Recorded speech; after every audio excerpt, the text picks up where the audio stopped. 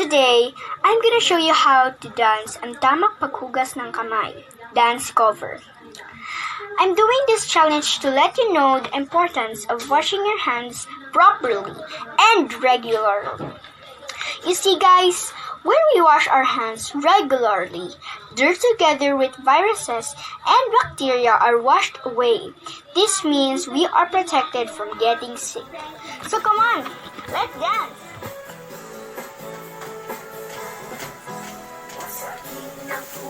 Mga braso at kamay, sa muli ng mga ito, pag-iibaw at pag-iitan.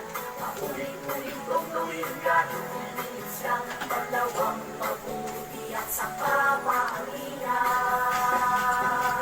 Itaas ng hangin ang inyong mga kamay, isa, dalawa, tatlo, at tumuhay-tuhay. Ganyan ang malinis na mga kamay, daan sa malusog at makulit na buhay.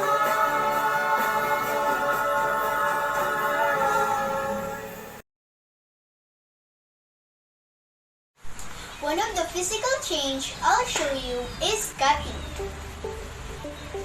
I'll use this knife to cut a vegetable.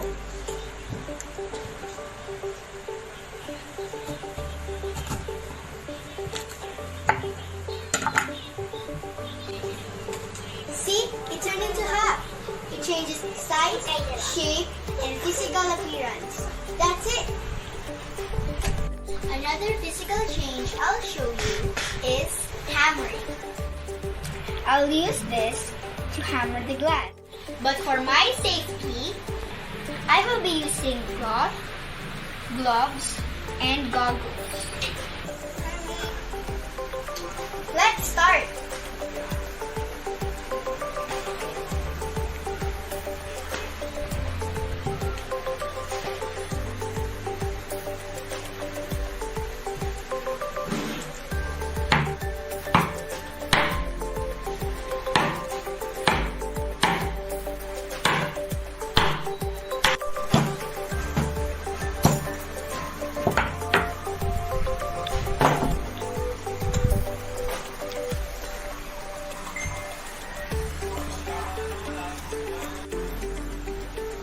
There, see? It changes size, shape, and texture. Thank you.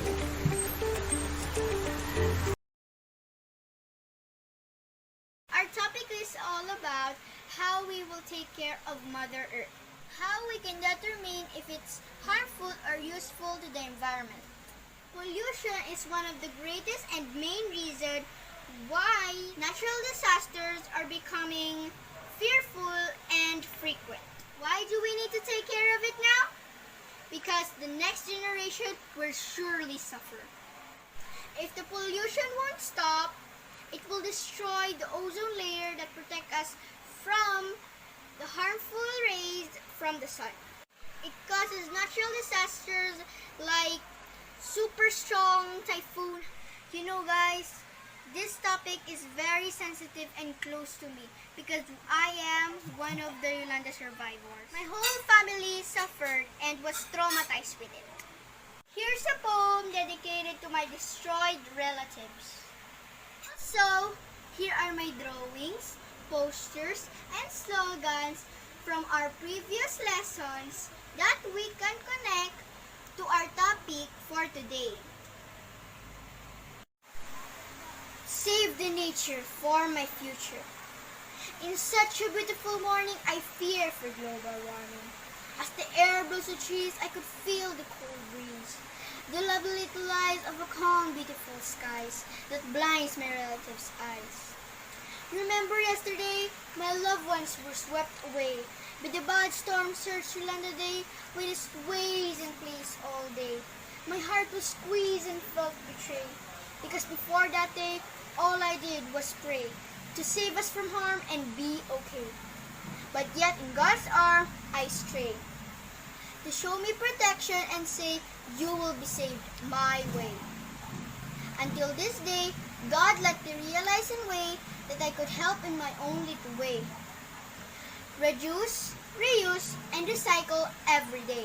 That's a secret I have to obey. To save nature from gray. Plant cheese and repay, not only for display, but for nature not to decay. Cutting and burning cheese is not a hooray, as it is melting the icebergs away. This physical change transformed the world, by the way, because it has irreversible results that we couldn't get away. By yours truly, Keyla. Look, as you can see, we can still distinguish each of the components, even without the help of the magnifying glass. This mixture is called heterogeneous. Take a look at what happened to the mixture. I can no longer identify or distinguish each component, even if we take closer look. And this is called homogeneous mixture.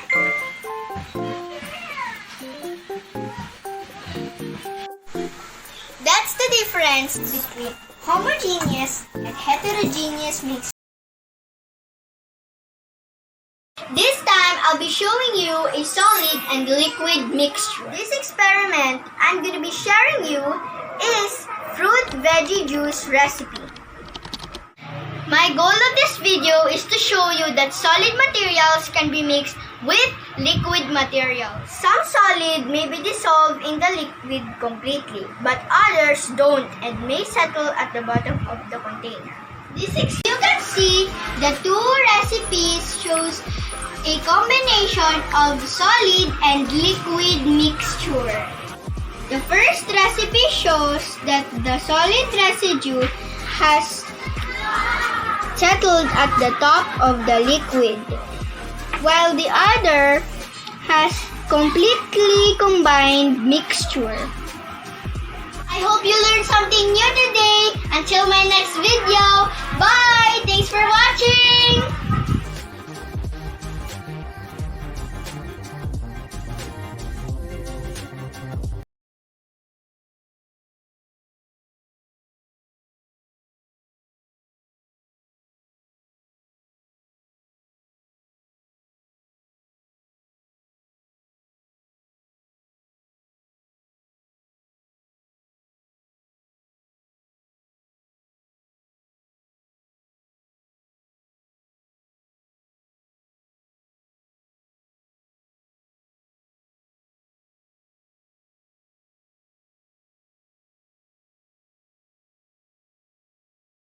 Today, we will be having a short talk about how to take care of animals and why is it important.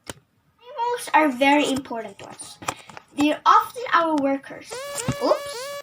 Don't get them overworked. Remember, they are not machines. They also get tired.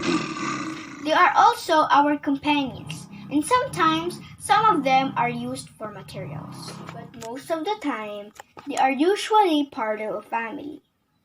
Like humans, animals have life. They need food, water, shelter, and most especially we need to show proper care. Some pet animals like dogs and cats feel loved when we play with them. But wild animals should stay at their shelters, like crocodiles, lions, and tigers, and shouldn't be teased or played to avoid us being attacked. But of course, we need to feed them. Others should stay underwater and shouldn't be taken out because they will die. Animals in wings should not be put in a small cage because they tend to fly and they couldn't fly in a very small space. As a 10-year-old kid, all I can do is to feed them, play with them, and bring them to a vet whenever they are sick. There, I hope you learned a bit today. Thanks for watching. Bye!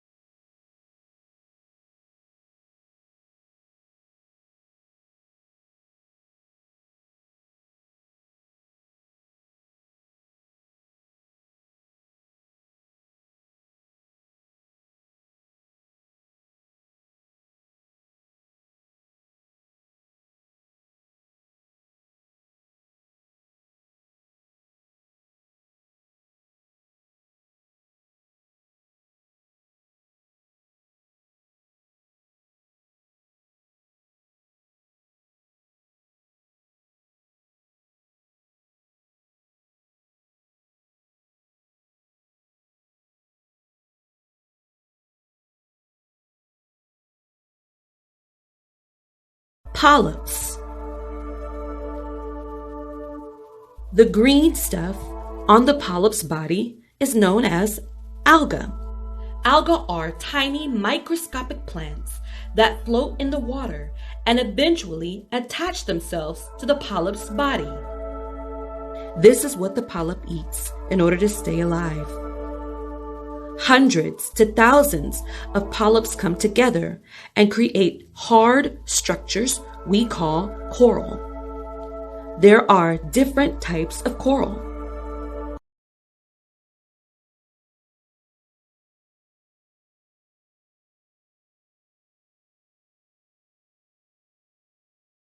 Those flowers need a lady's touch, and they're about to get it in the form of worker bees. Worker bees are female bees. Exactly. The worker bees are the ones who collect all the pollen and nectar. And that's how those flowers are able to reproduce. It's called pollination. Yep. Yes, that's right. Pollination is the process of transferring pollen from one flower to another. This causes fertilization, the thing that makes new flowers grow. Not just flowers, but plants, veggies, and fruit to be exact. Plus, pollen is a great source of protein. Well, to bees, that is. Oh, yeah. Ooh, you're making quite a mess. Oh, no worries, Miss Honeycomb. It's all part of the job. Oh, see how the pollen sticks to the worker bee? Yeah, while they're out there collecting pollen to eat, some of it rubs off onto the flowers. This will cause the pollination that flowers need. That's right. They have a very important job, Bee. Did you know that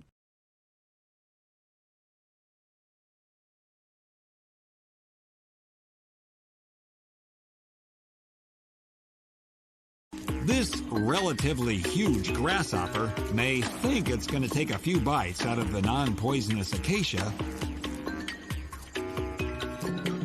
but the ants take a few bites out of it instead.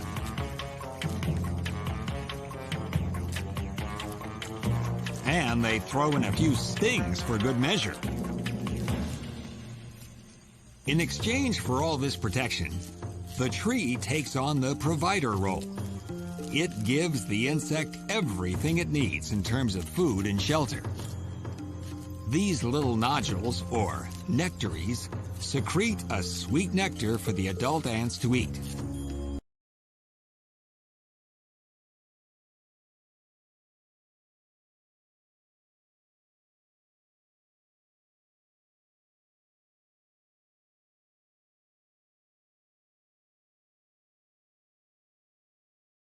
As you can see, my car went farther distance than Kira's, of course. Because she is smaller than me, so the force she gave was lesser than mine. How did you find the activity? Well, it was fun. Was it easy to blow the car up to the finish line? Yes, it was easy to blow the car because of its lightweight. Strategy did you use for this experiment? Well, I just showed you the relationship of force and motion. How does the force affect the movement of the toy car? The force exerted in blowing affected the toy cars by moving them from one place to another, depending on the force that we apply. That's it for today. Bye! Thanks for watching. When you place the copper wire on the positive side of the battery, it spins. Amazing, right? But how does it work? The copper wire is a great conductor of electricity. If the free end of the wire contacts the magnet below the battery, a current will pass through the wire. But the copper wire is a magnetic material. So the magnet tries to attract the copper wire, but it also repels the energy in the copper wire and makes it spin. Now, let's talk about the uses of a homopolar motor. Here are some of the uses of homopolar motor in the industry. 1. Hunting.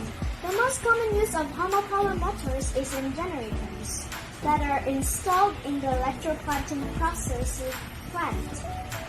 The generations use direct current or DC and low voltage, but the current in the motors is high enough to operate the heavy machinery. Number 2, toys. Small engines, such as those in toy cars, can be built using homopolar motors. That's it for today's episode. Tune in again next time for our next experiment. Bye!